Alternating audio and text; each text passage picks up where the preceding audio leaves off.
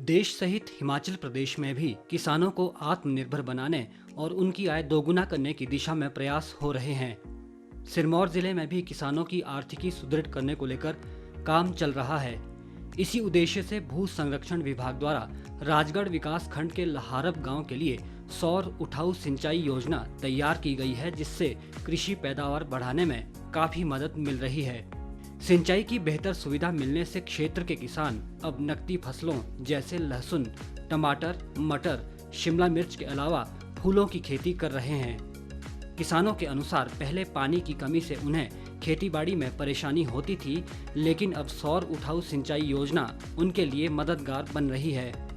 इस लिफ्ट के लगने के बाद हमारे फसलों में हम पहले गेहूं, मक्की की फसल लगती थी और अब हमारे पानी वहाँ लिफ्ट होने से हमें लहसुन की खेती या टमाटर की खेती, शिमला मिर्च, अन्य सब्जियां जो हम उगा पा रहे हैं वो इसी ही जो ये भू संरक्षण विभाग अधिकारी उनकी बदौलत हमें जो है इसका फ़ायदा पूरे ग्रामवासियों को हुआ है। जो स्कीम भू संरक्षण विभाग राजगढ़ ने बनाई है वो गांव के लिए बहुत ही फायदेमंद साबित हुई है।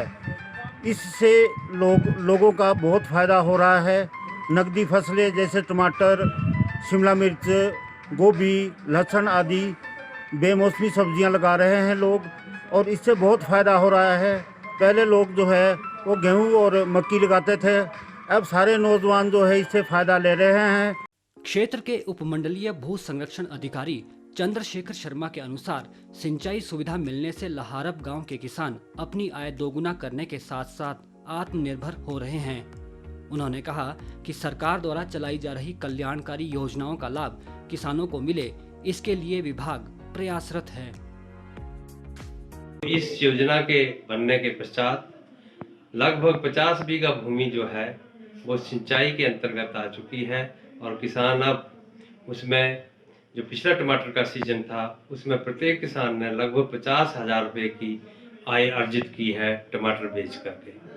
और इसी श्रृंखला में अभी उन्होंने नवंबर माह में प्रत्येक किसान ने 1.5 बीघा से लेके 2-2.5 बीघा तक की लहसुन की जो है बिजाई की है और लहसुन की फसलें जो है लहला रही हैं और किसान आशावान है कि इससे भी उनकी प्रति किसान 50,000 से ऊपर की आय होगी। कुल मिलाकर लहारब गांव के किसानों के लिए सिंचाई योजना किसी वरदान से कम नहीं है। डीडी न्यूज़ के लिए राजगढ़ से गोपाल दत्त शर्मा की रिपोर्ट।